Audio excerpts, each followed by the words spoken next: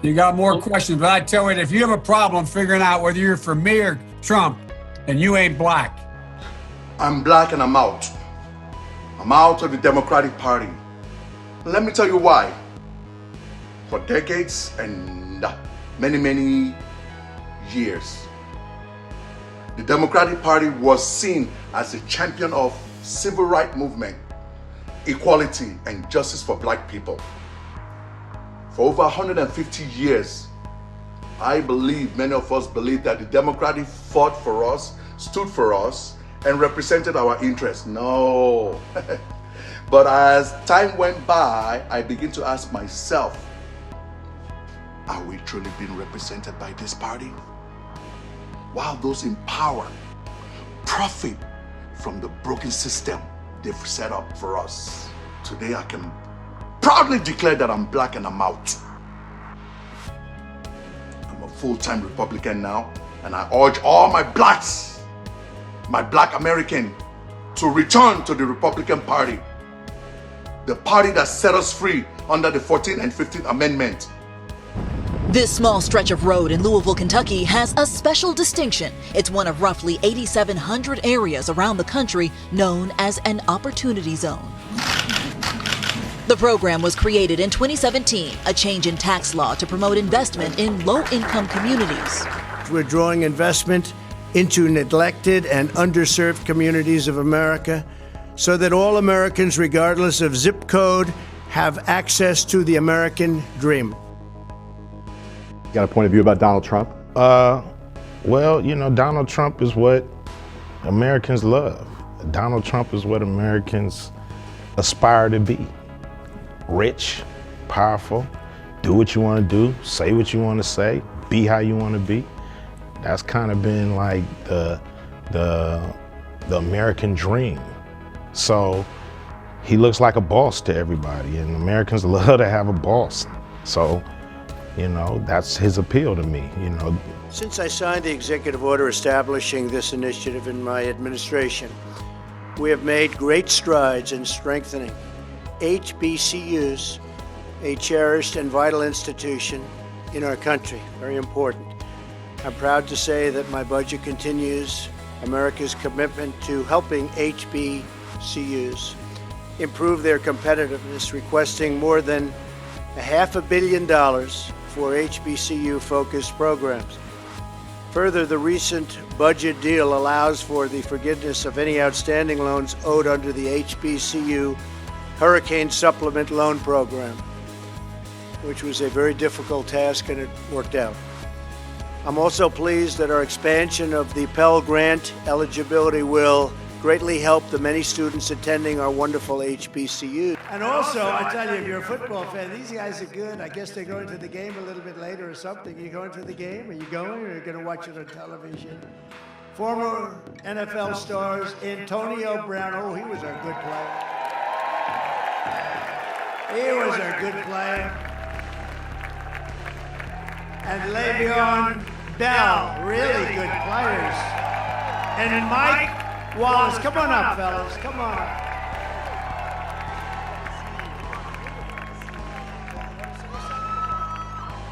Let's vote for Trump, baby. Make some noise for the president.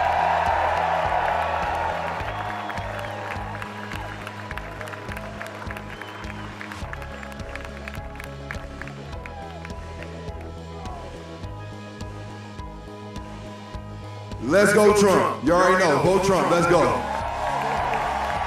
Here we go, Steelers. Here we go, Steelers.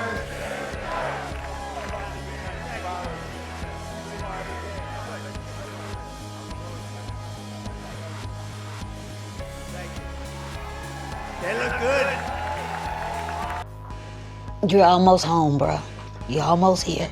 Another painful call for Vida Ajamu with brother Robert Shipp, in prison 25 years, sentenced to life after a drug conviction, no chance for parole. I love you too. See you soon. Ajamu is an advocate for her brother and thousands of federal prisoners who could see sentences reduced with the law President Trump signed today. Non-violent offenders sentenced under tough guidelines that critics say send too many people to prison for too long. It's totally unfair what has happened to so many people. But if you do a crime, there has to be some consequence. Absolutely. Just do it fairly. Under the law, Ajamu says her brother, with a positive prison record, will be eligible for immediate release. I'm just waiting on the call. And staying with the U.S. presidential election, former President Barack Obama has opened a can of worms after he lectured black men to vote for Kamala Harris while speaking in Pennsylvania last week. And so now you're thinking about sitting out or even supporting somebody who has a history of denigrating you? That's not acceptable. Please welcome the 47th President of the United States as we make Detroit great again!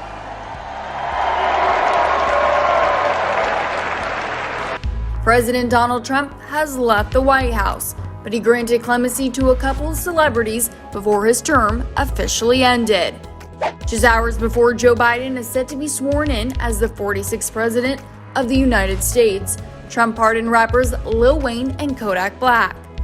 Lil Wayne, a notable Trump supporter, was charged in Florida on November 17th with possession of firearm by a convicted felon and was facing up to 10 years in federal prison, according to NBC News. But the outgoing president, quote, granted a full pardon to Dwayne Michael Carter Jr., also known as Lil Wayne.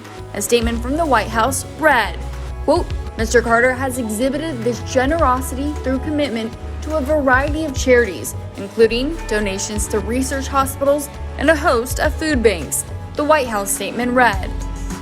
Kodak Black was also granted a clemency by President Trump.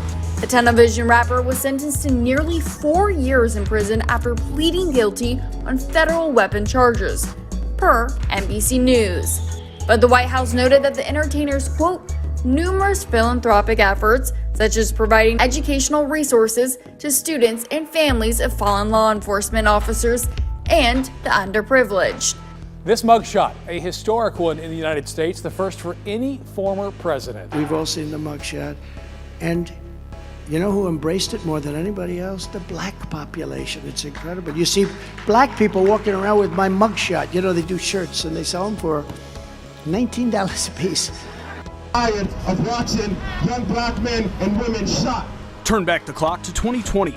Mark Fisher, a Black Lives Matter Rhode Island leader in the streets of Providence, taking part in a rally leading to the steps of the State House, fighting for change and a voice. But tonight, Fisher making national headlines, using his voice to endorse Donald Trump for president. Trump has done more for the black community than any president I can think of in my lifetime. As it relates to this time that we're in. And I realize that I have to make my decisions based on those values. One of those values is very, very important, being a member literally of the city here for born and raised. I recognize that I have to look at the life of those that are unborn, those in the womb. How are we gonna protect those in the womb? And I realize even with black babies in the womb, they've been unprotected. And as a result of that, they've been a direct result of genocide, of eugenics as a result. And so if I have to determine who is going to protect babies in the womb, I have to support and I have to endorse President Donald J. Trump. And that is why these and many more Black Americans now approve of the following film.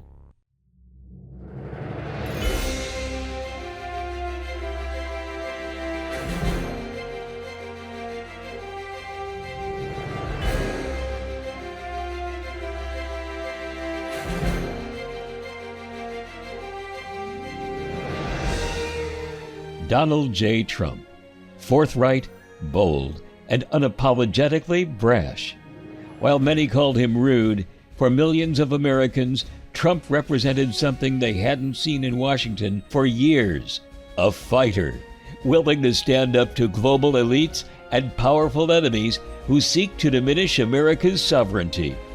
From the moment he stepped into the Oval Office, Trump made it clear he wasn't there to play the game of diplomatic niceties. He was there to disrupt the status quo, challenge America's enemies, and restore the country's strength. Critics said it couldn't be done. They mocked him for sitting down with Kim Jong-un, the dictator of North Korea.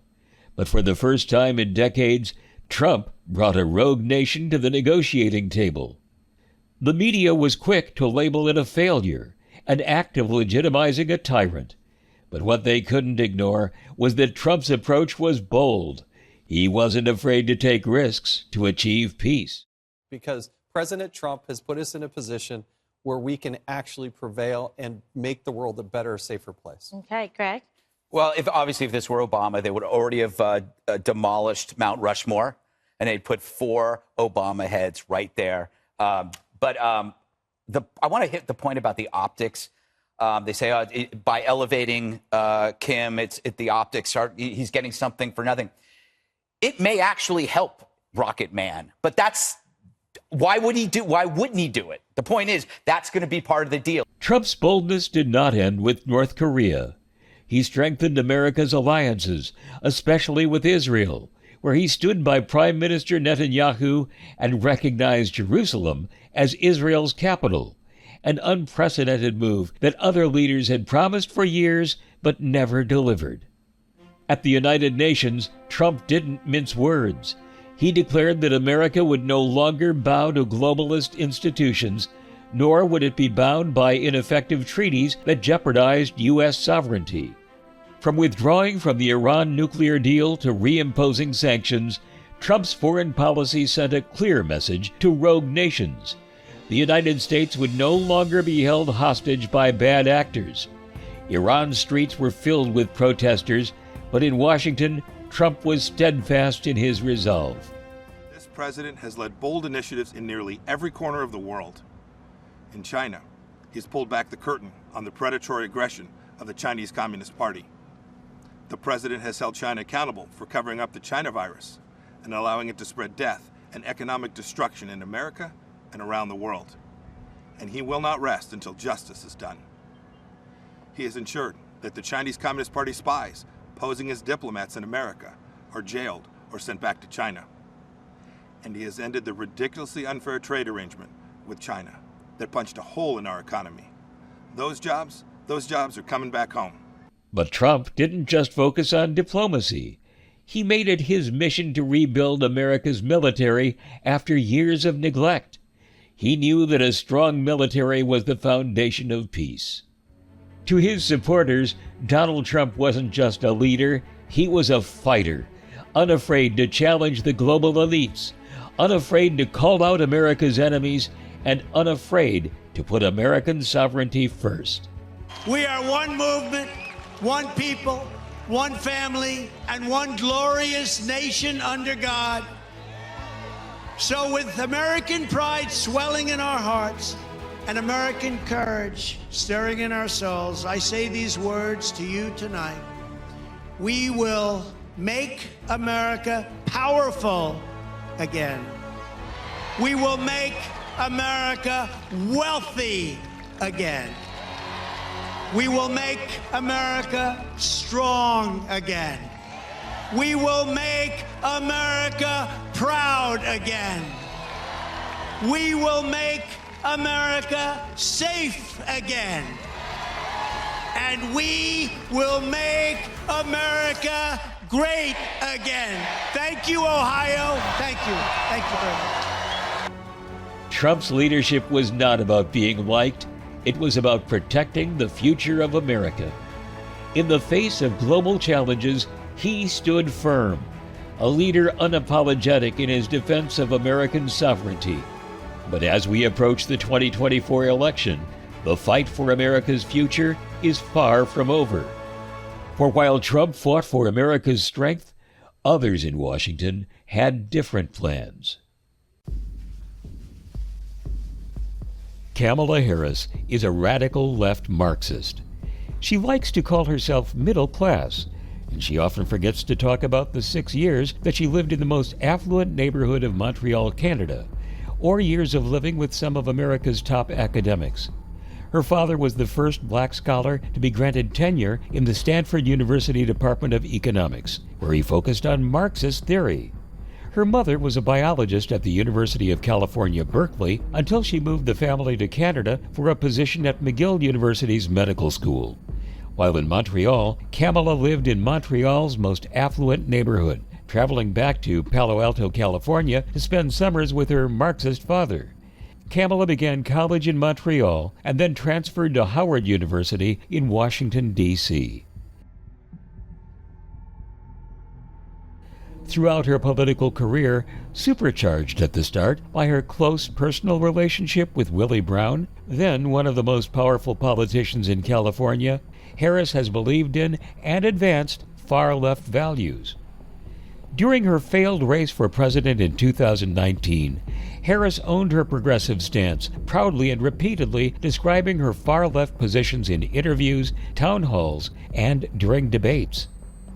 Congresswoman Gabbard, you took issue with Senator Harris confronting Vice President Biden at the last debate. You called it a, quote, false accusation that Joe Biden is a racist. What's your response? I want to bring the conversation back to the broken criminal justice system that is disproportionately negatively impacting black and brown people all across this country today. Now, Senator Harris says she's proud of her record as a prosecutor and that she'll be a prosecutor president, but I'm deeply concerned about this record. There are too many examples to cite, but she put over 1,500 people in jail for marijuana violations and then laughed about it when she was asked if she ever smoked marijuana. She blocked evidence. She blocked evidence that would have freed an innocent man from death row until the courts forced her to do so. She kept people in prison beyond their sentences to use them as cheap labor for the state of California. And she fought to keep cash bail system in place that impacts poor people in the worst kind of way. Thank you, Congresswoman. Senator Harris, your response. Kamala Harris performed so poorly that she dropped out of the 2020 race even before the first primary.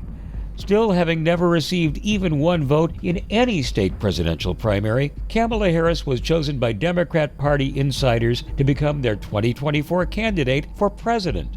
And they claim they're trying to save our democracy? Today, Kamala Harris wants us to believe that without abandoning a single value that has governed her for 59 years, she suddenly changed many of her policy positions. She wants us to believe she is a centrist. Self-described socialist Senator Bernie Sanders described this false makeover for what it is. You have described Vice President Kamala Harris as a progressive. She has previously supported Medicare for all. Now she does not. She's previously supported a ban on fracking. Now she does not. These, Senator, are ideas that you have campaigned on. Do you think that she is abandoning her progressive ideals? No, I don't think she's abandoning her ideals. I think she's trying to be pragmatic and doing what she thinks is right in order to win the election. One of the brightest commentators in conservative media, Kenan Spivak, weighed in on Kamala the Chameleon in his August 30th, 2024 column, published in The American Mind. He singled out her strategy of combining lies about her goals and beliefs with lies about Donald Trump's positions. As Spivak observes, if Harris's positions were popular, she would talk about them. But because her positions appeal only to a small percentage of voters, she has to pretend to be someone she is not. And because Trump's positions appeal to most Americans, she has to trick voters into seeing him as extreme, even though he is not. Kamala Harris is firmly on the far left fringe of the Democrat Party. By remaining purposely vague on Israel's right of defense, largely silent about the outbreak of anti-Semitism in the United States and Hamas' October 7 attack on Israel, boycotting Israeli Prime Minister Benjamin Netanyahu's speech to Congress, and selecting far-left advisors for outreach to Jews and Muslims. Harris is demonstrating that she is prepared to abandon America's closest ally in the Middle East, Israel, and her fealty to the radical perspective that America, Israel, whites, and Jews are the world's leading oppressors, and so-called marginalized minorities are the oppressed. Following a meeting with Netanyahu, Harris vowed not to be silent about Palestinian suffering and issued only conditional support for Israel's right of defense. saying Israel has a right to defend itself and how it does so matters. What has happened in Gaza over the past 9 months is devastating. And yet, when it comes to providing Israel with the munitions it needs to provide that defense, Kamala the Chameleon supported forcing Israel to the negotiating table by denying it the 2,000-pound bombs and other weapons it needs. Well, Eugene, for example, one of the things that we have done that I am entirely supportive of is the pause that we've put on the 2,000-pound bombs. And so there is some leverage that we have had and used. But beyond the issue of Israel, Spivak exposed a series of Harris egregious agenda flip-flops designed to deceive voters in the 2024 presidential campaign. He particularly credited a devastating TV ad exposing Harris' radical positions, which was created by Pennsylvania GOP Senate candidate Dave McCormick, calling it a must-see. So we will. Kamala Harris is inspiring and very capable. You're considered the most liberal United States senator. We're not going to treat people who are undocumented across the border as criminals. There's no question I'm in favor of banning fracking. Would you ban offshore drilling? Yes. What is the solution for voters in the fossil fuel industry? Giving the workers an ability to transition. Abolish ICE. And we need to probably think about starting from scratch. It is wrong-headed thinking to think that the only way you're going to get communities to be safe is to put more police officers on the street. People who are convicted in prison, like the Boston Marathon bomber, on death row, people who are convicted of sexual assault, they should be able to vote? I think we should have that conversation. We have to have a buyback program, and I support a mandatory buyback program. For people out there who like their insurance, they don't get to keep it. Let's eliminate all of that. Let's move on. I am opposed to any policy that would deny any human being public health, period. The more people get to know her, they're going to be particularly impressed by her ability. I'm Dave McCormick, and I approve this message. President Trump's campaign also shared its 2 cents on the Kamala Chameleon flip-flop phenomenon. Here is Kamala versus Kamala on the Biden-Harris economy. I'm Donald J. Trump, and I approve this message. Everyday prices are too high. Food, rent, gas, back-to-school clothes. That is called Bidenomics. A loaf of bread costs 50% more today. Ground beef is up almost 50%. There's not much left at the end of the month. Bidenomics is working. The price of housing has gone up. It feels so hard to just be able to get ahead. And we are very proud of Bidenomics. The recent history of Harris backtracking on her political positions is legendary. Just in time for the 2024 presidential race, she has flip-flopped on banning fracking, imposing single-payer health insurance, and her support for the federal buyback of assault weapons. She now backs increased funding for border enforcement, and after opposing the border wall, she has even featured video of Trump's border wall in her campaign ads, as if this was her idea. As you can see, trying to pin down Kamala is like nailing Jell-O to a wall. But what worries us most of all is Kamala's confession to CNN's Dana Bash. Dana, I think the most important and most significant aspect of my policy perspective and decisions is my values have not changed.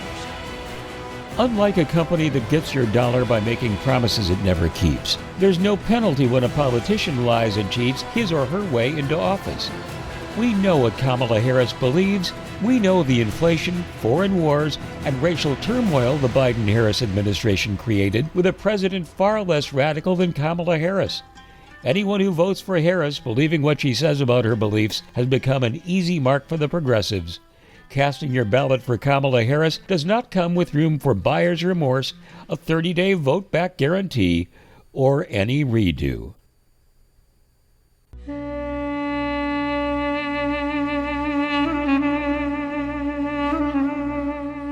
These words were penned by King Solomon of Israel, renowned for his God-given wisdom. Although inspired 3,000 years ago, Solomon's words to us remain potent and timeless.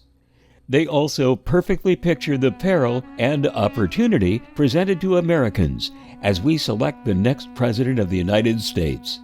When it comes to immigration and our southern border, you're right, Solomon, there is nothing new under the sun. So, if history is to guide our future, Let's see how Donald Trump handled the issue during his first term. Before Donald Trump became president in 2017, he recognized a problem which needed to be addressed and fixed.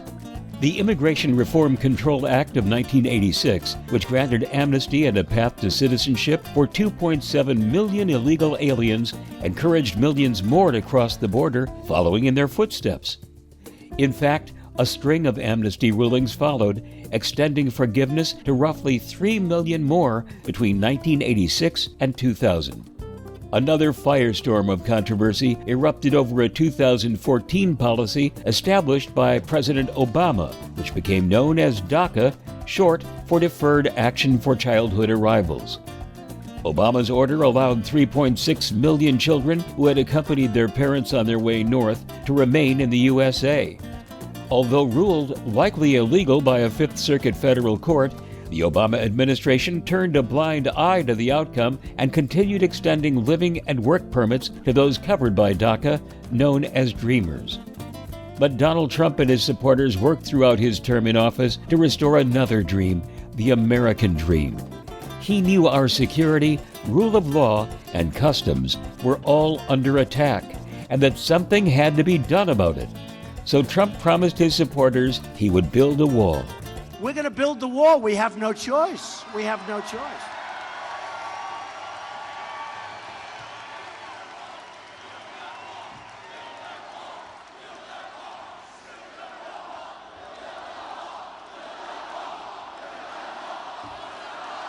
Build that wall. Build that wall. Build that wall. Build that wall. Build that wall. Build that wall. Build that wall. Build that wall.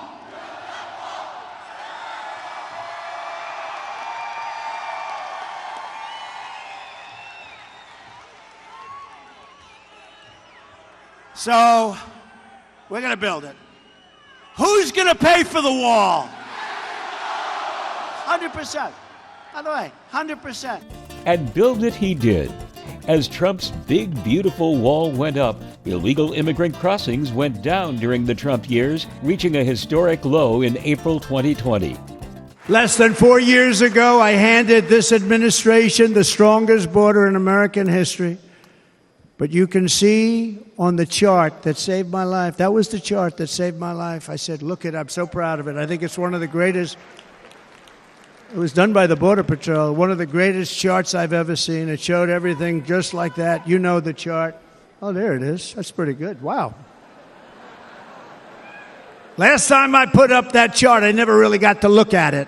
This was the chart which Trump claimed saved his life. The chart shown to the crowd at Trump's July 2024 rally in Butler County, Pennsylvania, the moment a would-be assassin fired his rifle and missed. A closer look at its data reveals what happened as soon as the Biden-Harris team took over, and the numbers are not pretty. I think the only thing that people in the United States and politicians can agree about on immigration is that the system is broken. I think it's gotten more broken, if that's possible, in the 30 years that I've been working on the issue. 2023 saw record-breaking numbers of migrant crossings at the southwestern border, with Border Patrol reporting nearly 250,000 encounters in December alone. They're poisoning the blood of our country. That's what they've done. I will not demonize immigrants saying they are poisoning the blood of our country. The migration that we're seeing happening at the border right now is unsustainable. We are not managing it, and it is overwhelming our existing immigration systems. There's broad consensus that it needs to be fixed. They just can't agree on what that way might be and how to think about that question. So why is the immigration system in the U.S. so broken? And can it ever be fixed? The shock to America's support system from the arrival of millions of illegal interlopers is but one small part of the tragic story. Among those invading our country were known terrorists and felons released from foreign prisons, gang members, murderers, rapists, child traffickers, and dealers in death. And on February 27, 2022, our lives were shattered and our baby was gone. This was not an overdose, it was a poisoning. His whole future, everything, we ever wanted for him was ripped away in an instant. And Joe Biden does nothing. I hold Joe Biden, Kamala Harris, the border czar, what a joke, and Gavin Newsom and every Democrat who supports open borders responsible for the death of my son.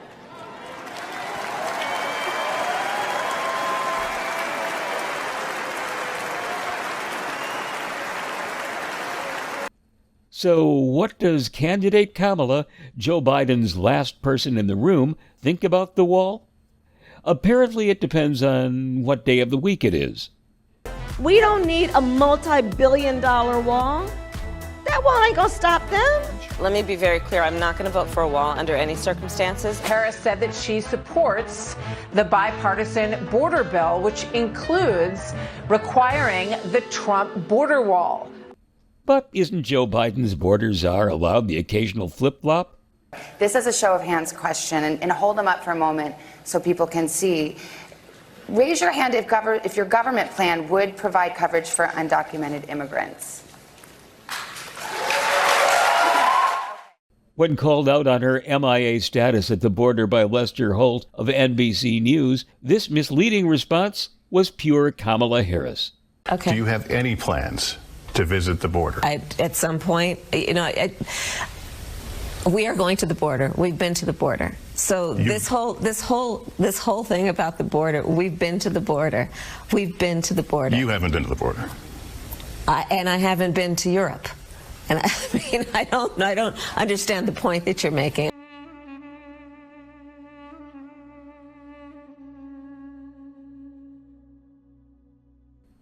The choice before us could not be more clear.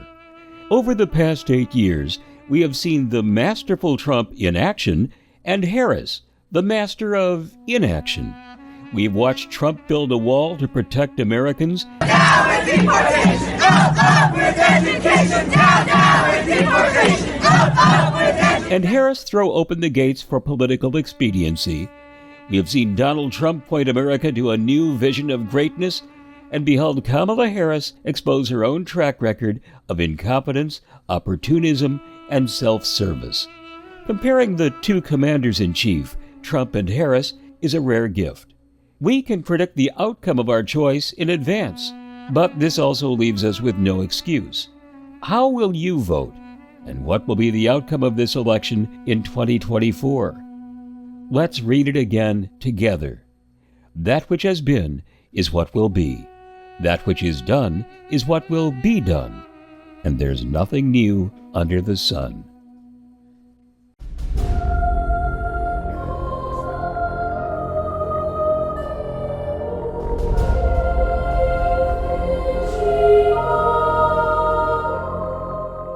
It was God who separated mankind into people groups with different languages. He alone created people groups which became nation states. Since the events of Genesis chapter 11, mankind has worked to reverse the curse of Babel by laying the groundwork for global governance. In this segment, we will assess mankind's progress toward establishing a new global order. How the major party candidates for president in the 2024 U.S. election embrace or oppose the globalist plans. So how is the push for this bipolar, one-world government going? At its most recent session, the United Nations adopted a Pact for the Future as a forerunner to the new global order. Dustin Haskins, senior fellow at the Heartland Institute, explained the Pact for the Future to radio host Glenn Beck. Yes, so the Pact for the Future is a very large document. It includes tons and tons of commitments by member nations.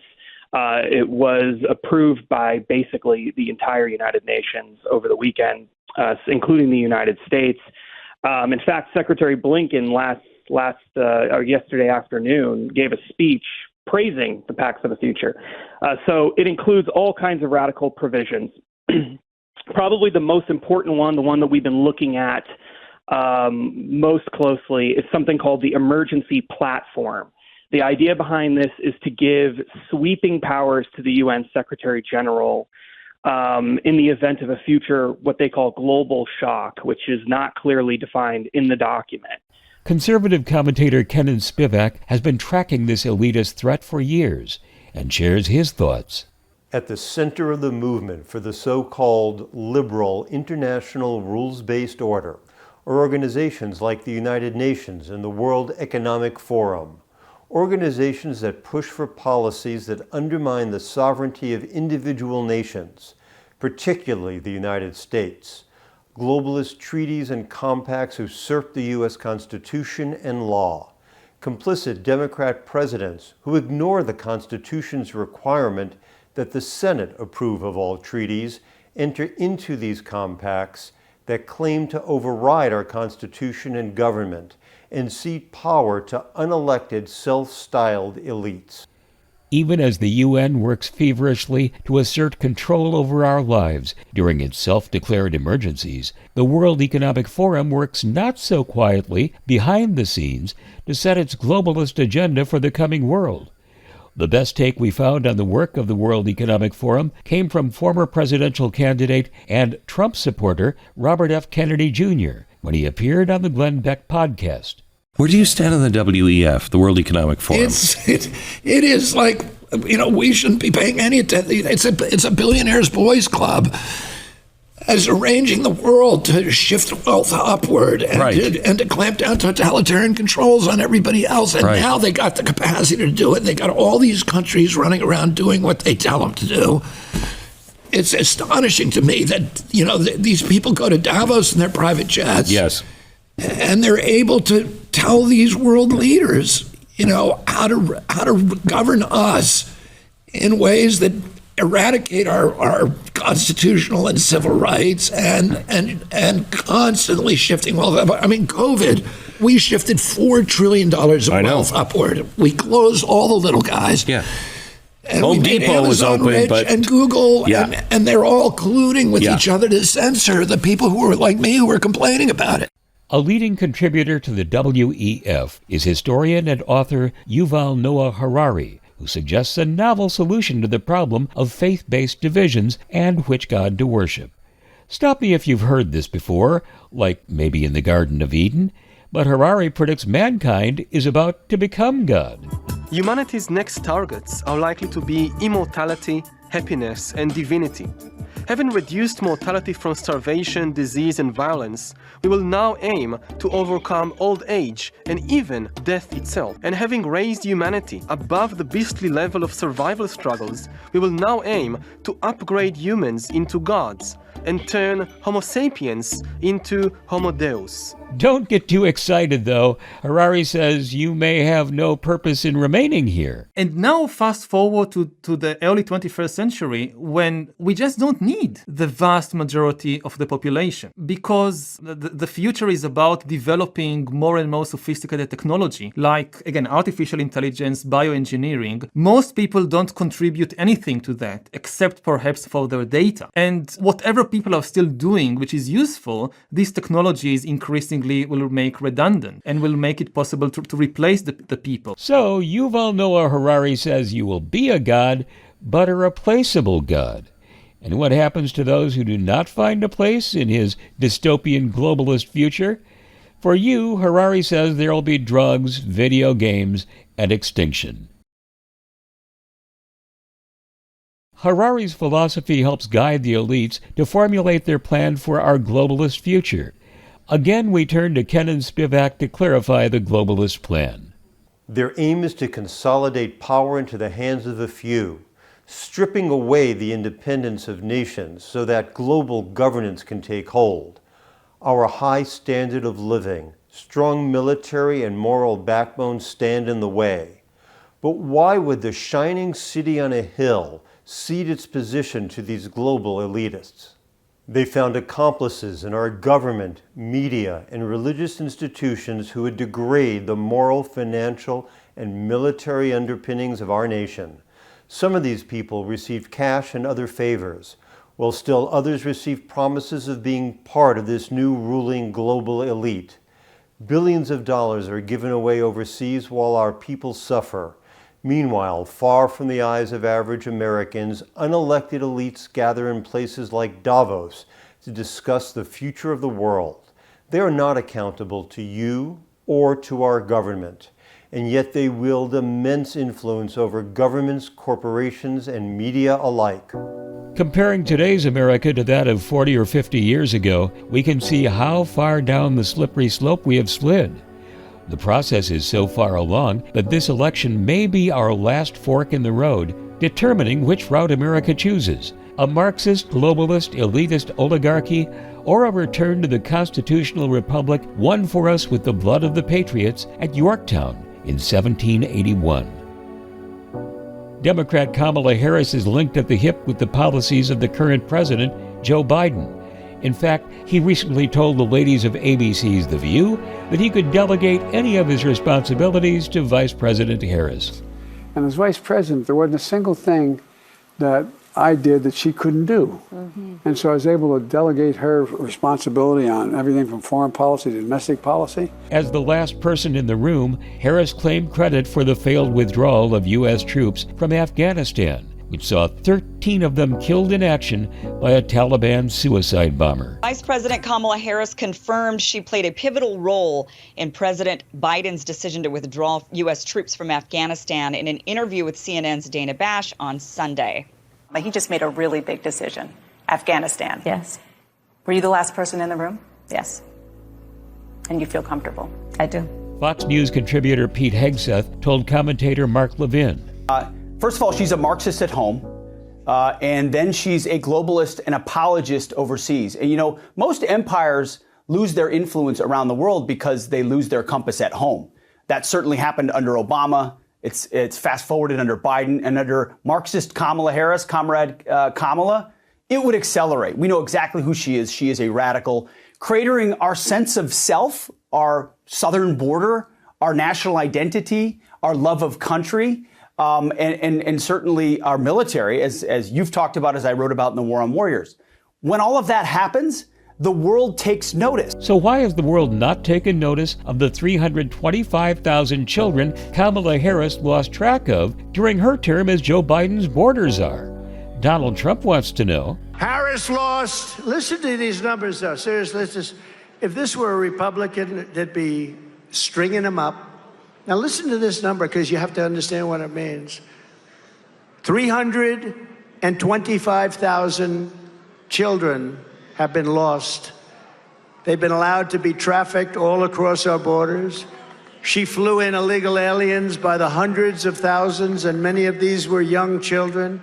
But we have no idea where, think of the number, 325,000 children are missing. Many are dead. Many are involved in sex operations. Many are working as slaves in different parts of probably this country and probably many others. But she was the border czar. Now she says, I wasn't the border czar. But she was. It was headlines, border czar, border czar. But now she doesn't want that term. But whether she was a border czar or not, she was in charge of the border. Republican Donald Trump, however, believes in rebuilding the greatness of the American economy. He's an experienced, highly successful businessman who has amassed a fortune worth billions of dollars, money he earned in the private sector. Before he was president-elect, Donald Trump was the king of the Big Apple. My name's Donald Trump, and I'm the largest real estate developer in New York. And 30 years ago, he bypassed the city's signature yellow taxis for this $10 million French Air L'Especial helicopter. He took Barbara Walters for a ride. What do you feel like when you look at that wonderful skyline? Well, I look at that skyline, Barbara, and I really say it's the greatest in the world. I'd really like to buy everything if that were possible. A real estate tycoon overlooking his empire, salivating at the possibilities. Nothing seemed too sacred, almost. And what about Central Park? No, I think Donald Trump should not be allowed to touch Central Park. He's a man with few limits. Trump did not limit himself from a possible run for the presidency one day, teasing the run with a salivating Oprah. Oprah Winfrey is speaking out about this video that's gone viral of Donald Trump in 1988. I know people have talked to you about whether or not you want to run. Would you ever? I would never want to rule it out totally because I really am tired of seeing what's happening with this country. Oprah's best friend, Gayle King, wanted to know what she thinks about the Trump interview now. When I asked that question, I didn't expect that answer. And check this out. It's another lost video of young Donald Trump. This is from 1980, and he was interviewed by Tom Brokaw on The Today Show. Mr. Trump, what's left in your life? You're 33 years old. You're worth all this money. You say you didn't say that you want to be worth $1 billion. No, I really don't. I just want to keep busy and keep active and be interested in what I do. This country loves celebrity, and they love rich, and he's both celebrity and rich, and people want to be identified. Funny how Oprah changed her tune on the Donald after he announced his plans to make America great again. Oprah Winfrey, who I used to know well, she used to love me until I decided to run for politics. Oh, let's go to Mar-a-Lago, Donald. I love the place so much. No, she used to love me, but once I ran for politics, that was the end of that, and that was okay with me. I couldn't care less because we got to make our country great again. We're going to make it great again, greater than ever before. And how does Donald Trump approach the international community? What does he think of their globalist plans? My administration has accomplished more than almost any administration in the history of our country. America's so true.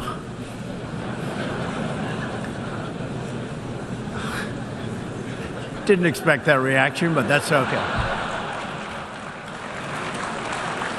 In just 4 years, he reshaped the international norms, pulling America out of key agreements, including the Paris Climate Accord, the Iranian nuclear deal, and the UN Human Rights Council. From day one, he set his sights on NATO, the bedrock of transatlantic defense for over 7 decades. Countries that aren't fulfilling their commitment, and those countries are going to be dealt with. Maybe I'll deal with them from a trade standpoint. Maybe I'll deal with them in a different way. I'll work something out where they have to pay. But, we don't want to have people delinquent. That is the Trump style. Other nations pay their fair share. It's another part of his promise to make America great again and keep his word to the American people. We close this segment by looking back to a day in January 2017 when Donald J. Trump took the oath of office. I, Donald John Trump, do solemnly swear that I will faithfully execute that I will faithfully execute the office of President of the United States. The office of President of the United States. So help me God. So help me God. Might history and Donald Trump be on the verge of repeating themselves? Just for a moment, let's picture a worst-case scenario. It's January 2025. And Kamala Harris has just been sworn in as the 47th President of the United States. What would her globalist administration mean for the United States military? Will she steer us into war? Possibly a multi-front war? Possibly World War III?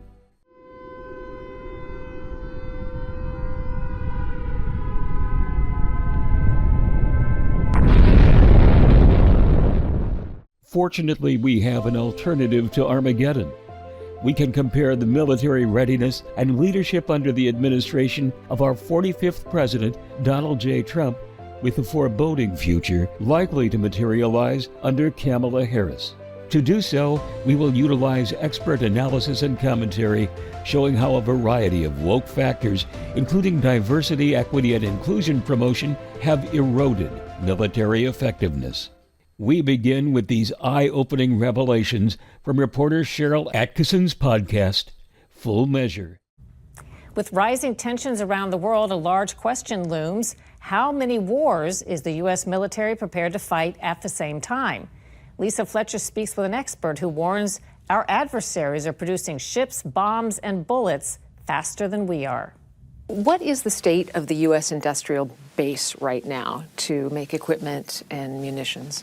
Well, the state is not good. So in the 70s and 80s, we were producing hundreds of tanks a year. In the 1990s, when we talked about that peace dividends, the Defense Department called all the defense contractors in, and there were like 50 major defense contractors, and told them all to consolidate. And we thought we could command efficiency of production, and that has never worked and will never work. General John Ferrari says the U.S. military strategy is to produce just enough weapons and equipment to prepare for and sustain one war at a time. And that's one of the reasons we haven't pumped the money into the industrial base, that we need to build it for multiple wars or wars of long duration. Although the trend toward right-sizing the military to fight one war at a time began in the 90s and continued through the endless wars fostered by neocons on both sides of the political aisle, President Donald Trump recognized the depleted state of our war supplies and the lack of military preparedness that existed when he campaigned in 2016. Immediately after taking office, I will ask my generals to present to me a plan within 30 days to defeat and destroy ISIS. This will require military warfare, but also cyber warfare, financial warfare, and ideological warfare. We will build an active army of around 540,000. As the Army's Chief of Staff has said, he needs desperately and really must have to protect our country. He acted immediately to restore American military might and protect our populace from those living in dangerous regimes, as Donald Trump rapidly made America's military great again. President Trump signed 2 executive orders here at the Pentagon, one focused on military readiness, increasing the size of the military and updating the nuclear arsenal. The other concerns extreme vetting of those applying for visas and halts all refugee admission and resettlement for Syrians for 120 days or until further notice. The overall number of refugees welcomed into the United States will be cut in half. Priority will be given to Christians who say they were persecuted. Sadly, billions of dollars in military assets purchased for American taxpayers by Donald Trump were squandered by Kamala Harris during the disastrous withdrawal from Afghanistan. The vice president claimed she was the last person in the room as the plans for that doomed operation, which killed 13 U.S. service members, were formulated and carried out. And that means the buck stops with her. The danger had been building for days. Desperate Afghans trying to get out, U.S. Marines trying to help while securing the Kabul airport. This image is what the bomber would have seen approaching the airport's Abbey Gate on that August afternoon. Masses of people lining a canal. And for the first time, we see the suicide blast itself.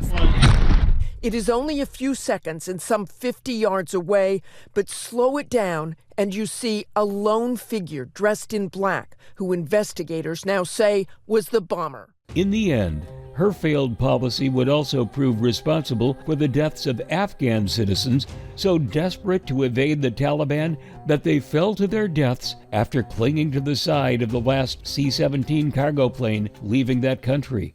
Harris' lack of commitment to our military was exposed by the ABC debate with President Trump when she claimed, as of today, there's not one member of the United States military who is in active duty in a combat zone in any war zone around the world, the first time this century. However, some military service members are indeed stationed in areas that the United States considers combat zones. Around 2,500 troops are in Iraq and Syria to fight against Islamic State militants. Thousands of service members have also been deployed to the Middle East after the war in Gaza erupted in October of last year. Meanwhile, several U.S. military personnel have been killed or injured this year, including in Jordan, Syria, and off the coast of Somalia. Now, in response to the vice president's comments, several troops wearing combat gear have posted sarcastic videos questioning if she knew their locations. It did not take Biden-Harris long to squander the strong military edge it inherited from the Trump 45 administration. This year alone, $66 billion in equipment and munitions were lavished upon Ukraine, a country which is not part of the NATO alliance. Now the Pentagon is cutting back those shipments over concerns about our own dwindling stockpiles. And then there's the issue of shrinking enlistment in the U.S. military. One reason for the drop in military numbers was the COVID vaccination, forced upon every member of the armed services. 8,000 were drummed out of the military without honorable discharges for refusing the shot. Only recently were they given the opportunity to re-enlist, and just 43 of them responded to that offer. And many of those who have enrolled in our military academies are being indoctrinated into radical leftist teachings. In essence, changing duty, honor, and country to diversity, equity, and inclusion. How can our land survive? Who can we turn to? Unlike the neocons of both parties, Donald Trump is not a globalist. He puts America and Americans first. However, the neocons and socialists never met a war they didn't love. During the 2016 election, Hillary Clinton falsely claimed that a Trump presidency would result in World War III. That did not happen then and will not happen now. But we can also see how the Biden-Harris administration has pushed us to the brink. By the way, the war with Russia would have never started with Ukraine, would have never started if I was president. October 7th would have never happened. Iran was broke. They had no money for Hamas. They had no money for Hezbollah. This is a very dangerous time that we're in. It's dangerous in terms of crime and all, but it's very dangerous in terms of a possible World War III.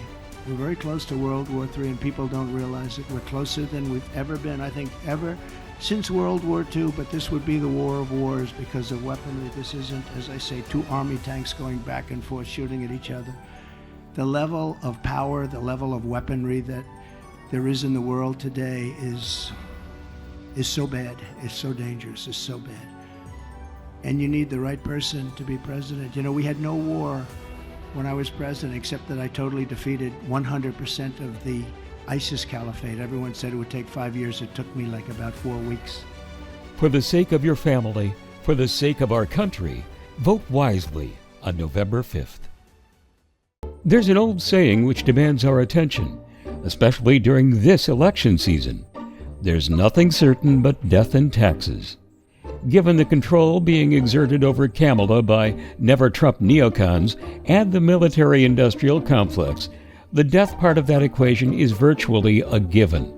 And considering Comrade Kamala's Marxist upbringing and leanings, you can bet her plans to tax you into poverty are assured as well. Just so we're all on the same page, Merriam-Webster.com defines neocon as 1. A former liberal espousing political conservatism, and 2. A conservative who advocates the assertive promotion of democracy and U.S. national interest in international affairs through military means. Of course, that does not describe President Donald Trump, who wants to end wars, save lives, and cut needless cash giveaways to support international military misadventures.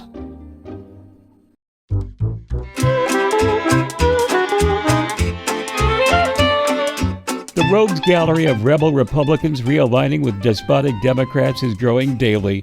More than 200 former staff members of George W. Bush, John McCain, and Mitt Romney have jumped ship to join Kamala. Some of the more notable insiders who showed their true stripes are former Republicans Adam Kinzinger, Liz Cheney, and her father, the former Vice President Dick Cheney. Previously, Dick Cheney was universally despised by Democrats. Now they've turned on a dime and love him. It's part of the 2024 political plumb line, dividing America into globalists versus nationalists, big money elitists versus populists, never-Trumpers versus ever-Trumpers.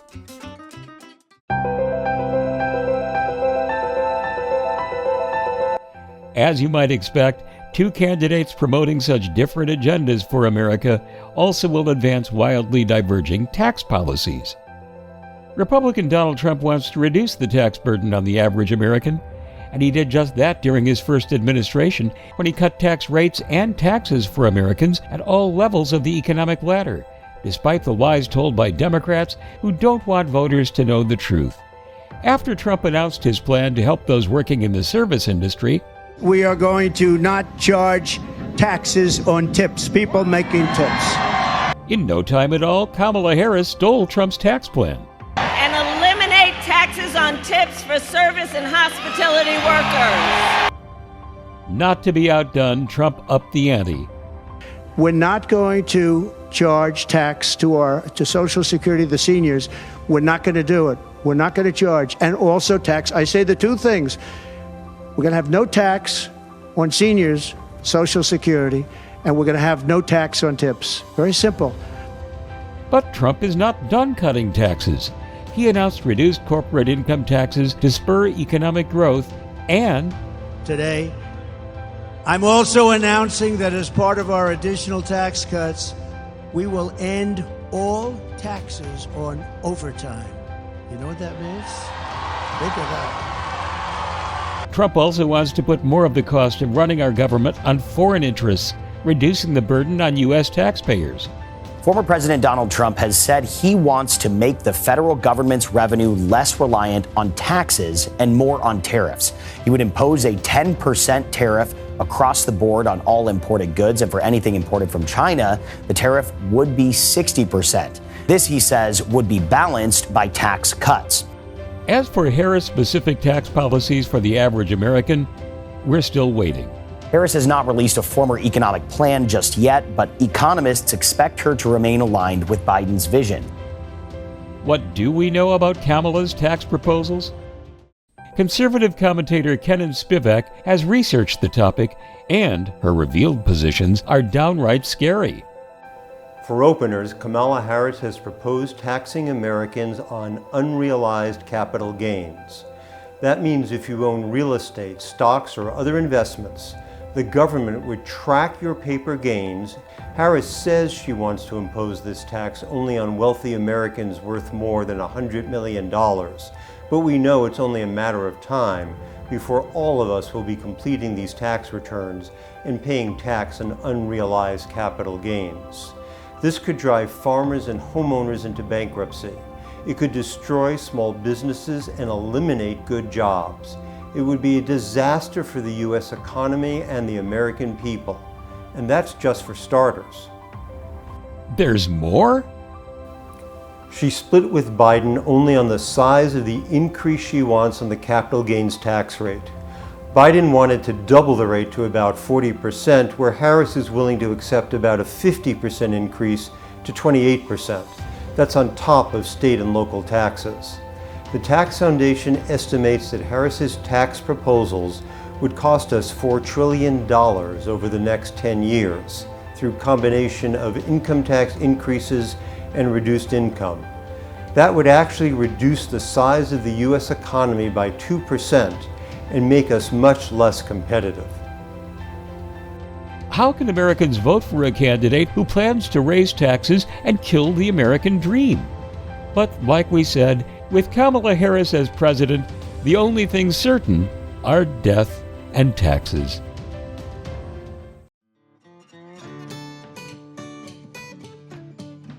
In the last 100 years, no administration has been more racist than the Biden-Harris administration. Disregarding our Constitution, founding principles, and more than 200 years of progress toward a colorblind society, Joe Biden and Kamala Harris are laser-focused on dividing Americans by race, sex, and sexual orientation, and then allocating jobs, promotions, contracts, loans, and even health care solely on the color of an American's skin.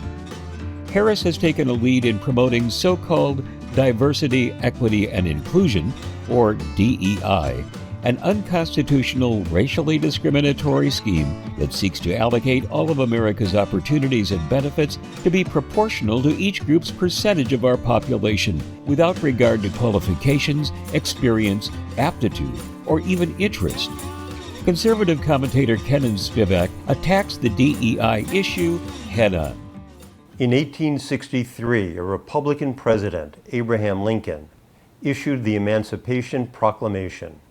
2 years later, a Republican Congress passed the Civil Rights Act of 1866, which guaranteed Americans of all races and colors equality in property and contract rights. 2 years later, Republicans pushed through the 14th Amendment to the Constitution, guaranteeing equal protection of the laws to all Americans. And in 1964, when President Johnson signed the Civil Rights Act of 1964, it was again Republicans in Congress who passed that into law. While America has not achieved a perfect record on racial equality, the goal has been to strive for a colorblind society. In the 1970s, however, liberal universities adopted so-called affirmative action with separate admission tracks for black students who couldn't meet the normal admission standards. After President Donald Trump appointed 3 conservative justices, the Supreme Court struck down affirmative action for violating the 14th Amendment. By doing so, the court restored the premise that university admissions must be based on merit, capabilities, and achievement. Over the last 30 years, far-left radicals like Harris have advanced so-called critical race theory and intersectionality. They divide the world into oppressors and the oppressed. The United States and white people top their list of oppressors. One of their main goals has been to ignore the Constitution and adopt DEI to replace merit, hard work, and equality. Let's have a look at Kamala Harris giving her thoughts on why equality is a bad thing. To that extent, yes, we do talk about equity. We actually believe it is a good principle, in spite what some so-called leaders might try to suggest. We are proud of the fact that equity is one of our guiding principles. Proud of the fact that we understand equality is important, but not everybody starts out on the same base. So it sounds like it might be right, everyone gets an equal share and then they should compete and the best thing will win, but that assumes everyone starts out on the same base. Equity takes into account that may not be the case. Sorry, Madam Vice President, that's a hard no from me, because just like communism, treating people differently so they all wind up in the same place is a bad idea. Oh wait, hang on, that is communism. On the very first day of the Biden-Harris administration, President Biden issued an executive order requiring the whole of government to embed DEI in all aspects of federal government policies and American lives. Then, the administration issued repeated orders incorporating DEI in every aspect of federal government hiring, promotion, contracting, education, and health care.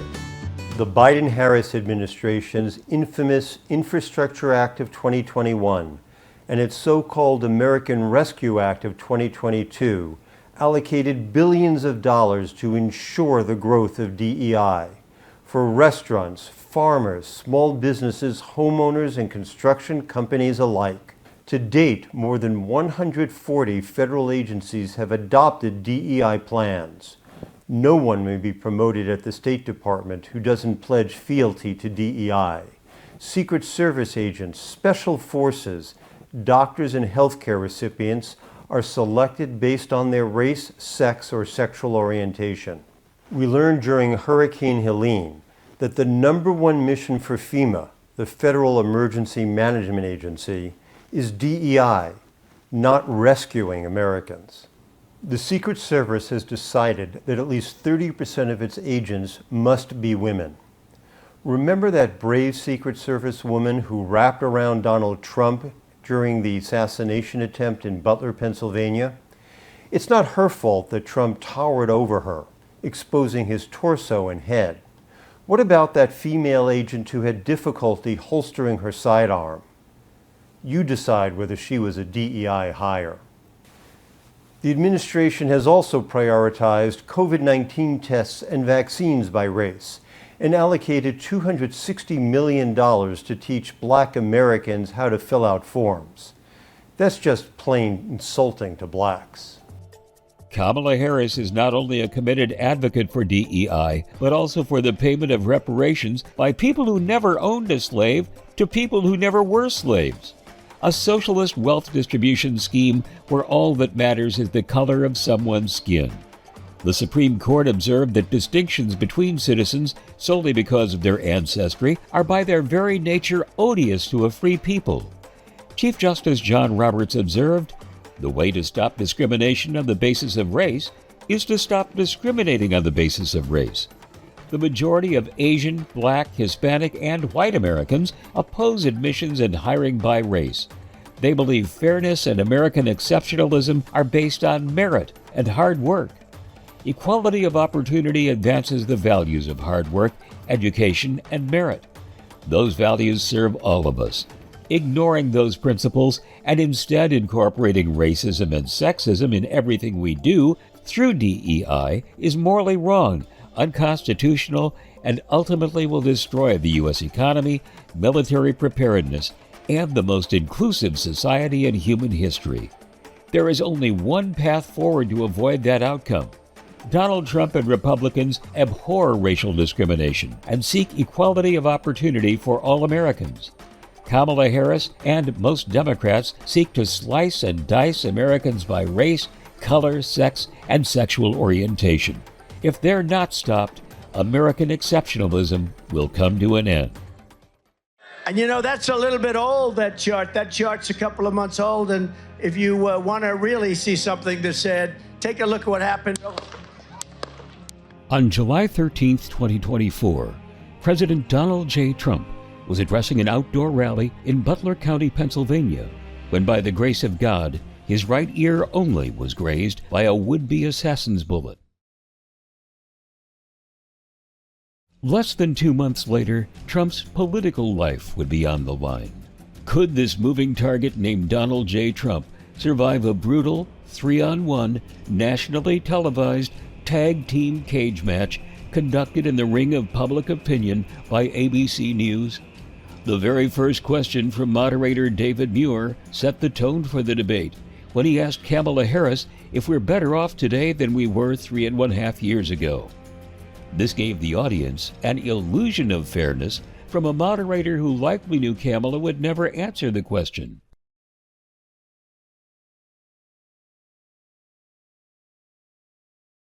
As expected, when Kamala incredulously began babbling about her childhood, the moderators handed her a total pass. But they let Trump get away with nothing. After that opening question, any facade of fair play was dropped by ABC News. This was nothing less than Trump in the lion's den, as our 45th president was constantly bullied, harassed, and lied to and about by his opponent, Vice President Kamala Harris, assisted openly by Muir and fellow moderator Lindsey Davis. By the way, this debate garnered 67 million viewers, according to Nielsen. An aside, did you know Dana Walden, one of the top executives at the Walt Disney Company, the owner of ABC News, is a close friend of Kamala Harris? In fact, a Washington Times report quoted Kamala joking how Walden had introduced her to Doug Emhoff, the man who would become her husband. Looks like for this debate, the fix was in, and Kamala Harris would be free to say whatever she liked unchecked. And so she did. What you're going to hear tonight is a detailed and dangerous plan called Project 2025 that the former president intends on implementing if he were elected again. But understand, if Donald Trump were to be reelected, he will sign a national abortion ban. Let's remember Charlottesville, where there was a mob of people carrying tiki torches, spewing anti-Semitic hate. And what did the president then at the time say? There were fine people on each side. And Trump was fact-checked by both moderators, David Muir and Lindsey Davis, not once. There is no state in this country where it is legal to kill a baby after it's born. Not twice. I just want to clarify here. You bring up Springfield, Ohio. Not 3 times. I did watch all of these pieces of video. I didn't detect the sarcasm. Lost by a whisker. We didn't quite make it. Not 4 times. President Trump, as you know, the FBI says overall violent crime is actually coming down in this country. But 5 times during the debate. The question was about you as president, not about former Speaker Pelosi. Meanwhile, as Kamala continued to spread her disinformation, nowhere in America is a woman carrying a pregnancy to term and asking for an abortion. The gaslighting moderators shielded Kamala from even one fact check. Together they formed the unholy trinity: see no evil, hear no evil, and evil. But Donald Trump stoically, heroically swatted away those lies like flies at a Sunday school picnic, pinning her to the mat with this epic closing statement. So she just started by saying she's going to do this, she's going to do that, she's going to do all these wonderful things. Why hasn't she done it? She's been there for 3.5 years. They've had 3.5 years to fix the border. They've had 3.5 years to create jobs and all the things we talked about. Why hasn't she done it? Why indeed, Mr. President? America is waking up to the truth. Democratic presidential hopeful Kamala Harris is a big believer in constitutional rights.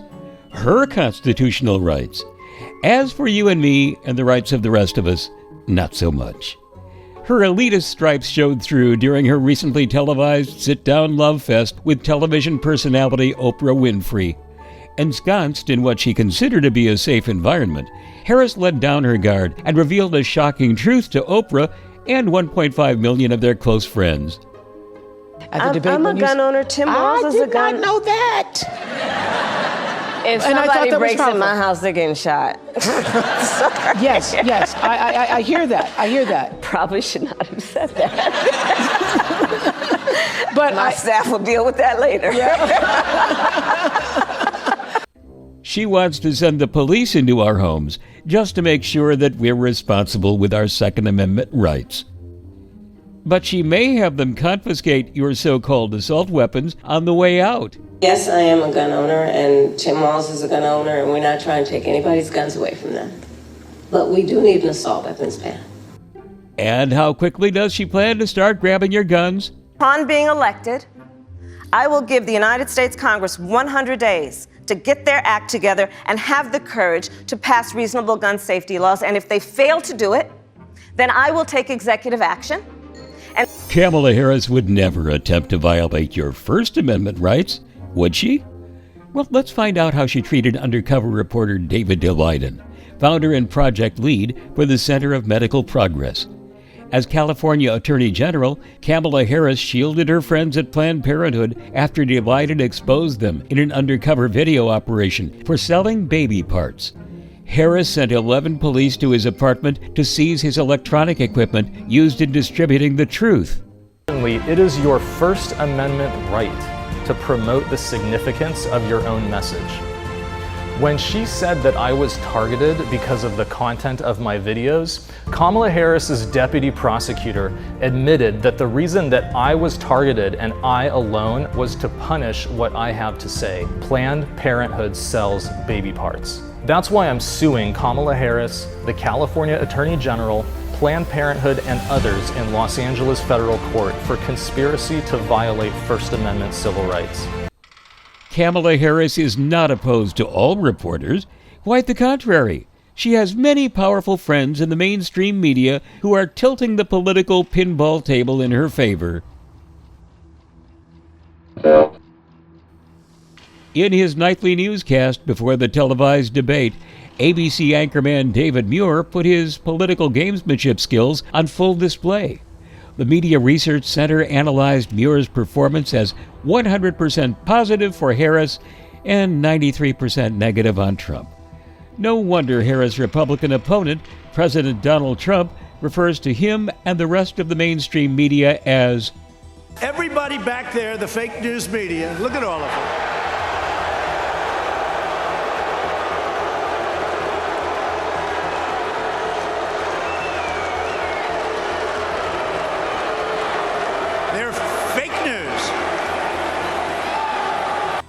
When you control the media, you can also control what polls the American people are shown. You can cherry-pick polls that show your candidate in the best light, no matter how unscientific or skewed the data may be. GOP vice presidential candidate J.D. Vance knows. Here's how much weight I put in those polls, and I want to be as precise as I possibly can, 0. That is how much weight I put in those polls.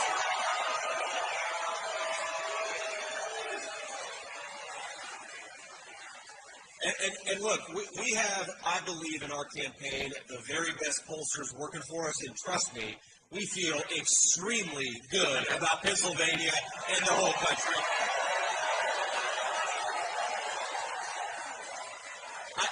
Just let me give you a very precise example. I remember the fake media polls in my Ohio Senate race that told us that we were going to lose, and this wasn't in September, this was October, that I was going to lose my Ohio Senate race. And then I had a pollster who said, you know what, we're going to win, and we're going to win by 7 points. And then I won by 7 points. I trust that pollster more than I trust the fake media pollsters. But controlling the narrative politically is part of the broader global effort to prevent freedom of speech and even freedom of thought. In 2020, UN Secretary General Antonio Guterres wanted only the official narrative on COVID-19 to flourish. COVID-19 is not just a public health emergency, it is a communications emergency too. As soon as the virus spread across the globe, inaccurate and even dangerous messages proliferated wildly over social media, leaving people confused, misled, and ill-advised. The antidote lies in making sure that science-backed facts and health guidance circulate even faster and reach people wherever they access information. This will be especially critical as we work to build public confidence in the safety and efficacy of a future COVID-19 set of vaccines. By the time the real scientific truth about COVID and its most effective treatment were revealed, millions around the world were dead, either from the disease itself or from its ineffective, reactionary aftermath. And those deemed guilty of spreading alleged misinformation about the jabs were often vindicated, ironically enough, by science.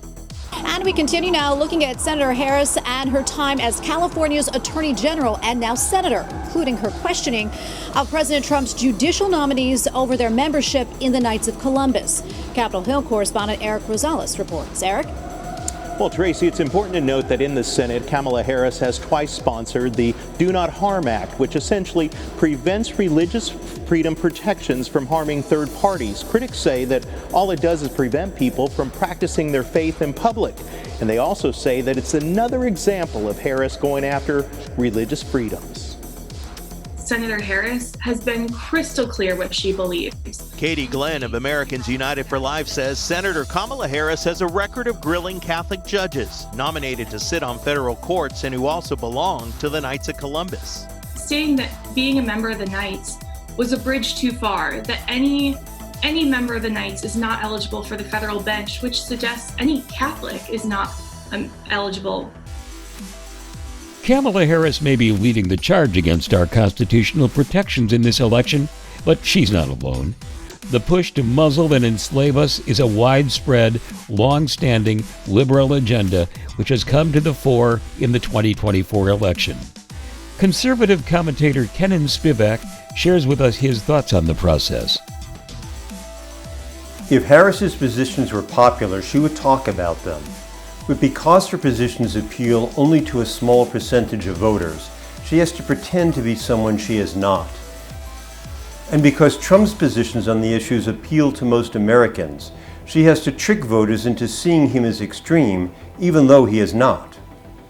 From being opposed to fracking, to supporting reparations and defunding the police, to promoting diversity, equity, inclusion, and transgenderism, including the belief that government should pay for gender reassignment surgery for illegal alien prisoners, to her belief that illegal immigration should be decriminalized and that we should pay for health care and education for all illegal aliens, to opposing the death penalty for cop killers, supporting mandates for electric vehicles and banning many home appliances, stacking the Supreme Court so progressives gain control of the one branch of government they don't already control, and repeated scandals during her time as San Francisco District Attorney and California Attorney General, Kamala Harris is firmly on the far left fringe of the Democrat Party.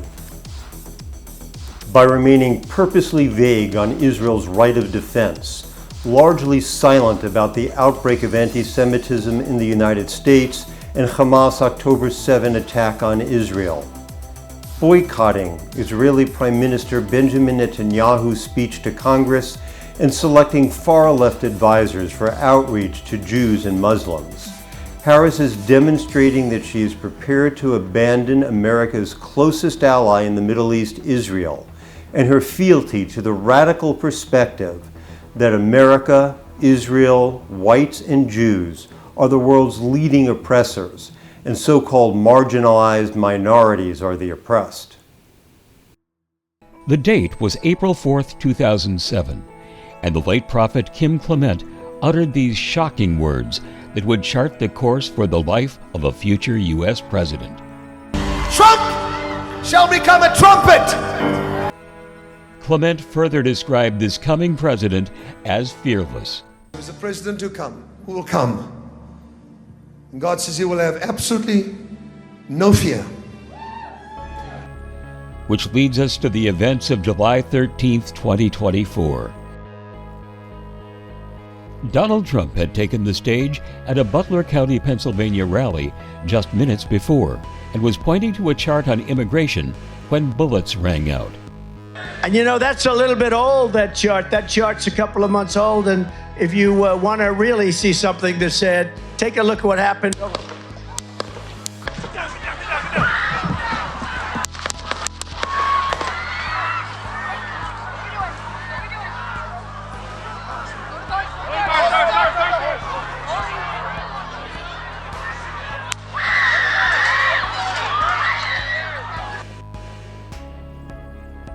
Trump emerged from the stage, his ear bloodied, but the candidate unbowed, raising his hand in Trump's landmark response, "Fight, fight, fight!"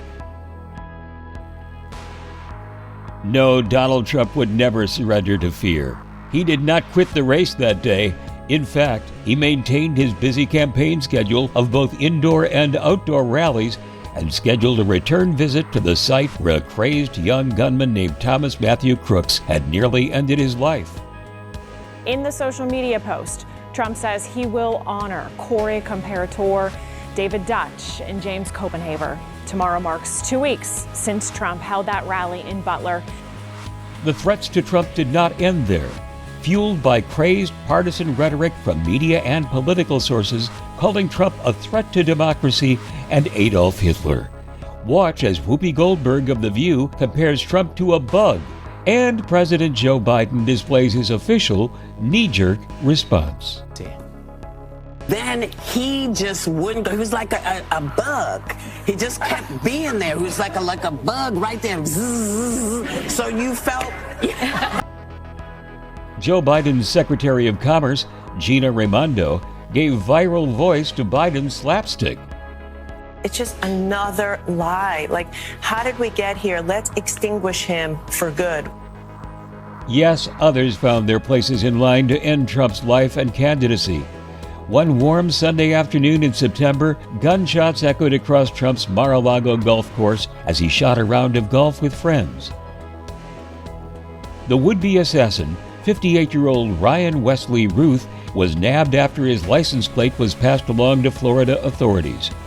Ruth awaits trial in a West Palm Beach federal court on charges of trying to kill the former president and illegal possession of firearms. The threats just keep on coming, as we hear from Florida Congressman Matt Gaetz. And I'll break a little news for you. I had a senior official from the Department of Homeland Security in my office before the second assassination attempt saying that what he has assessed is that there are 5 known assassination teams in the United States, 3 inspired by other governments, 2 that are here that are known domestic assassination teams. And with that, this individual was coming to me concerned that the force protection around President Trump, even prior to that second assassination attempt, was not sufficient.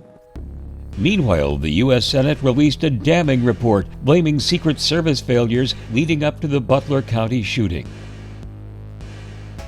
The Senate Homeland Security and Governmental Affairs Committee releasing their report this morning after conducting a dozen interviews with the Secret Service personnel responsible for planning and securing Trump's Butler rally. Now, the committee found that Secret Service, quote, failed to ensure the AGR roof was adequately covered by either U.S. Secret Service or local counter snipers. The report also revealing a Secret Service agent specifically requested drone equipment days before the rally, but it was denied with no explanation.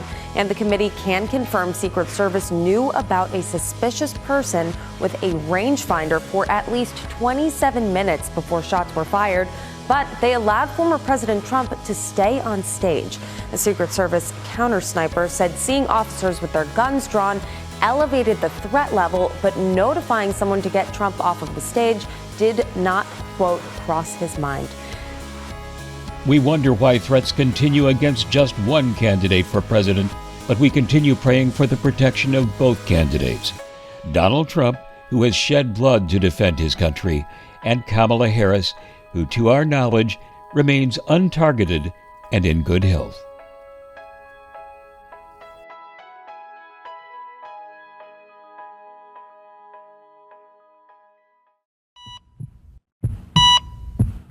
They say the Vice President of the United States is just one heartbeat away from the Oval Office, which makes the 2024 vice presidential horse race critical for U.S. citizens. In Republican J.D. Vance and Democrat Tim Walz, you could not find two more opposite contenders. J.D. Vance, a young, smart former Marine who raised himself up by his bootstraps from a family background of drugs and poverty, and with the help of God became an Ivy League graduate, successful attorney, best-selling author, and the subject of a full-length feature film. Oh, and did we mention he also was elected to serve the people of Ohio in the United States Senate?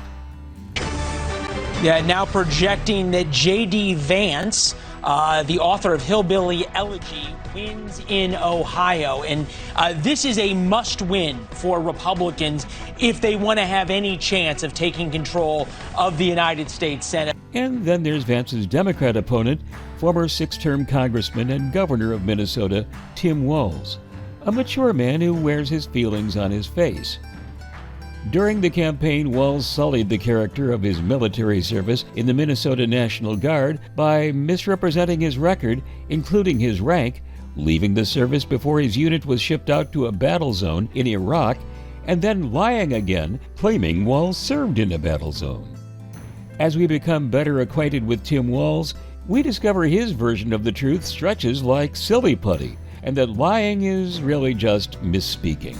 Qualities. Governor Walz, you said you were in Hong Kong during the deadly Tiananmen Square protests in the spring of 1989. But Minnesota Public Radio and other media outlets are reporting that you actually didn't travel to Asia until August of that year. Can you explain that discrepancy? Yeah, well, and to the folks out there who didn't get at the top of this, look, I grew up in small rural Nebraska, town of 400. Governor, just to follow up on that, the question was, can you explain the discrepancy? Just, all I said on this was I got there that summer and misspoke on this. So I will just, that's what I've said.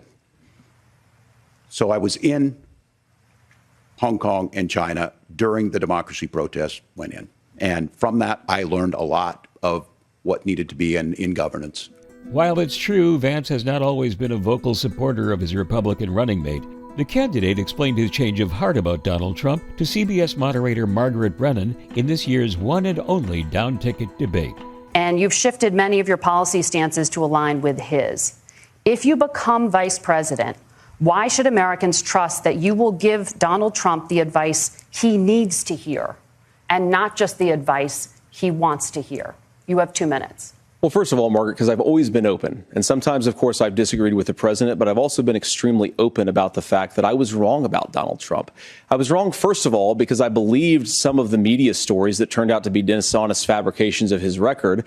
But most importantly, Donald Trump delivered for the American people. Rising wages, rising take-home pay, an economy that worked for normal Americans, a secure southern border, a lot of things, frankly, that I didn't think he'd be able to deliver on. And yeah, when you screw up, when you misspeak, when you get something wrong and you change your mind, you ought to be honest with the American people about it. It's one of the reasons, Margaret, why I've done so many interviews is because I think it's important to actually explain to the American people where I come down on the issues and what changed. At least Vance had the courage to delineate his decision. Unlike Kamala Harris, when she was asked to explain by CNN's Dana Bash about her wildly shifting policy positions, just in time for the 2024 election. Generally speaking, how should voters look at some of the changes that you've made, that you've explained some of here in your policy? Is it because you have more experience now and you've learned more about the information? Is it because you were running for president in a Democratic primary? And should they feel comfortable and confident that what you're saying now is going to be your policy moving forward? Dana, I think the most important and most significant aspect of my policy perspective and decisions is my values have not changed. As you may recall, during the presidential debate, ABC hosts mercilessly fact-checked Donald Trump during the debate, but handled Kamala Harris with kid gloves. However, when CBS Margaret Brennan tried fact-checking Vance during the vice presidential debate, he would have none of it, reminding his hosts how their meddling interrogation violated rules of the debate. Thank you, Governor. And just to clarify for our viewers, Springfield, Ohio does have a large number of Haitian migrants who have legal status, temporary protected status. Well, Margaret, but thank you, Senator. We have so much to get to. Margaret, I think it's important because we're going to turn out of the economy. Thank you, Margaret. The rules were that you guys weren't going to fact check, and since you're fact checking me, I think it's important to say what's actually going on. So there's an application called the CBP One app, where you can go on as an illegal migrant, apply for asylum or apply for parole, and be granted legal status at the wave of a Kamala Harris open border wand. That is not a person coming in, applying for a green card and waiting for 10 years. That is the facilitation of illegal immigration, Margaret, by our own leadership. Thank you, Senator, for describing the legal process. We have so much to get to, Senator. Those laws have been on the books since 1990. Thank you, gentlemen. The we CBP want to have One app has not been on the books since 1990. It's something that Kamala Harris created, Margaret. Gentlemen, the audience can't hear you because your mics are cut. During the dialogue, Vance proved a fearless defender of Donald Trump, the man and his agenda to make America great again. Now, Donald Trump's economic plan is not just a plan, but it's also a record. A lot of those same economists attack Donald Trump's plans, and they have PhDs, but they don't have common sense and they don't have wisdom, because Donald Trump's economic policies delivered the highest take-home pay in a generation in this country, 1.5% inflation, and to boot, peace and security all over the world. So when people say that Donald Trump's economic plan doesn't make sense, I say look at the record. He delivered rising take-home pay for American workers. At times, Walz reacted like the proverbial deer in the headlights. At other times, his habit of misspeaking landed him in hot water with both friend and foe alike. Governor, you previously opposed an assault weapons ban, but only later in your political career did you change your position. Why? Yeah, I sat in that office with those Sandy Hook parents. I've become friends with school shooters. Although an obvious slip of the lip, perhaps a Freudian slip, conservative commentator Tucker Carlson and GOP Senator Mike Lee were not willing to give Walz a pass. Yeah. Apparently, he's become great friends with school shooters. I don't know what that means, but that was perhaps the greatest presidential or vice presidential debate flop in living memory. I mean, that's right up there with some of my best friends' own NASCAR teams. That's just, it's not didn't come across as the speaker intended. Still other times, Walz simply lied, as he did when discussing the Minnesota bill he signed into law on abortion. It allows babies to be killed in the womb right up through the 9th month. Lets doctors ignore providing life-saving care to babies who survive abortions, literally letting the newborn baby gasping for life die on the table. And it may even impact freedom of conscience for those employed by sectarian healthcare facilities. The exchange speaks volumes. But as I read the Minnesota law that you signed into law, the statute that you signed into law, it says that a doctor who presides over an abortion where the baby survives, the doctor is under no obligation to provide life-saving care to a baby who survives a botched late-term abortion. That is, I think, whether you're pro-choice or pro-abortion, that is fundamentally barbaric. And that's why I use that word, Nora, is because some of what we've seen, do you want to force Catholic hospitals to perform abortions against their will? But a TV reporter from WCCO TV in Minneapolis verified that claims made in ads released by a Minnesota pro-life group were true. The bill Walz signed allows no restrictions on abortion in the state at any stage of gestation. Yeah, Amy and Kelsey, those ads focus on an abortion law that was passed here last year, as well as an equal rights amendment that's under consideration this year.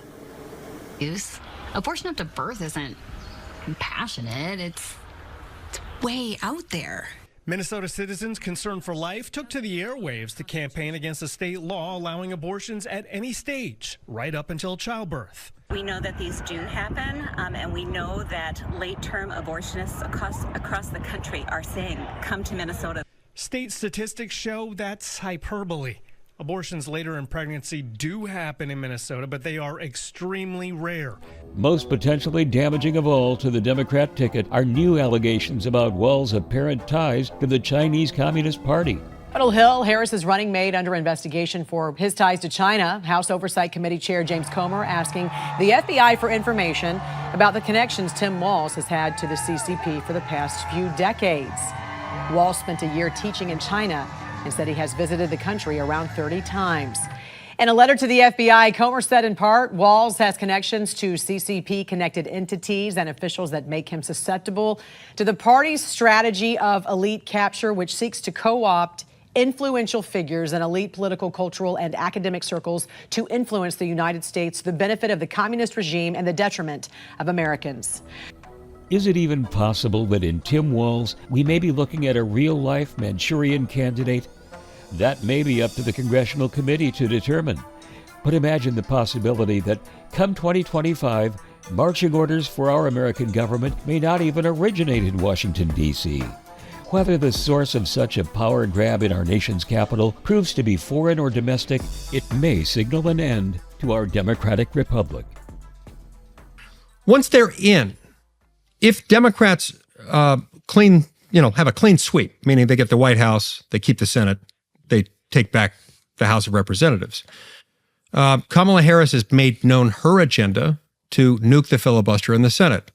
And with Kyrsten Sinema and Joe Manchin out of the picture, it'll be easier for them to do that if they've got the majority. Once that happens, they will pack the Supreme Court.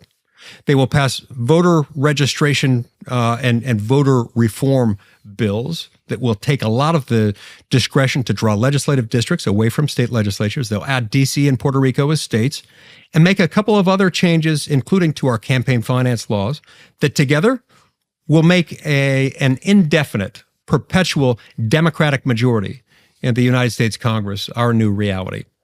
And that is why voting for a solid downline of patriotic candidates running for the U.S. Congress, governors, and state legislatures is equally important to secure our American future.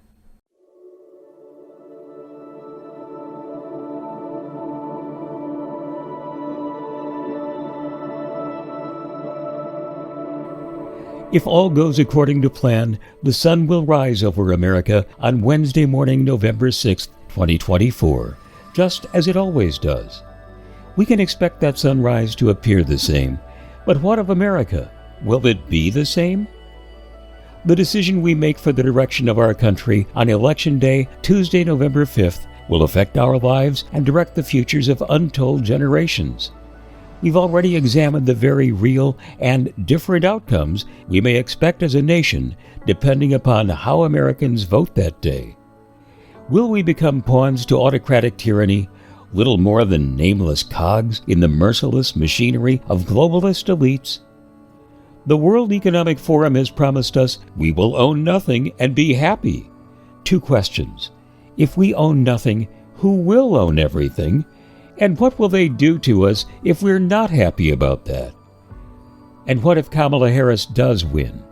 Will our dreams of a renewed, empowered America morph into the prophetic nightmare of Revelation with tyrannical globalist rule, digital cash, and the mark of the beast? What of our culture, traditions, language, and cherished freedoms and beliefs?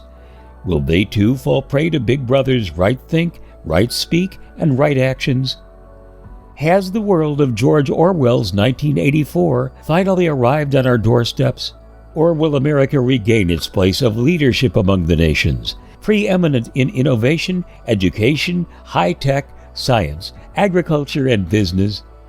Will checking the box on your ballot help rebuild our national security, remove terrorists and gang members, and restore the rule of law to our borders? Will the most important college in America this fall become the Electoral College? Let's look ahead to 2025. Next summer, will we be enjoying summertime family cookouts or eating bugs? Will Americans drive affordable transportation, or will we rely on mass transit, bicycles, mopeds, and tennis shoes? Will we once again be able to purchase our own homes? Or will we be competing for overpriced apartments in crime-ridden neighborhoods? During the time we have shared together, we have heard the positions of both candidates, Donald J. Trump and Kamala Harris, straight from their own mouths. We have seen how they perform under fire and compared the steadiness or shakiness of their long or short-held positions. We've considered input from media commentators, pundits, and pollsters, and weighed their collective contributions in the balances. But in the end, our decision on Tuesday, November 5th will make the difference. That choice is not merely between a Democrat or Republican candidate. It will determine critical factors like war and peace, poverty and wealth, tyranny and freedom. And it may provide each of us with the extra time we need to complete our purposes here, provide firm foundations to our families, and pass the torch of liberty along to the next generation of Americans. Christian pollster George Barna recently told radio host Glenn Beck that only half of those who identify as religious intend to vote this year, but that 17% more would go to the polls if encouraged to do so by their pastors. It's more important than ever that we encourage those in positions of legal, moral, or spiritual authority to speak out for justice, righteousness, and a return to our Creator and His ways. The United States Declaration of Independence guarantees us rights to life, liberty, and the pursuit of happiness. But to pursue happiness, we must be alive and free. That requires that we make a strong stand for life and liberty by standing in line to vote on Tuesday, November 5th. Now all that matters is that you and I make the right choice. But that choice is up to us.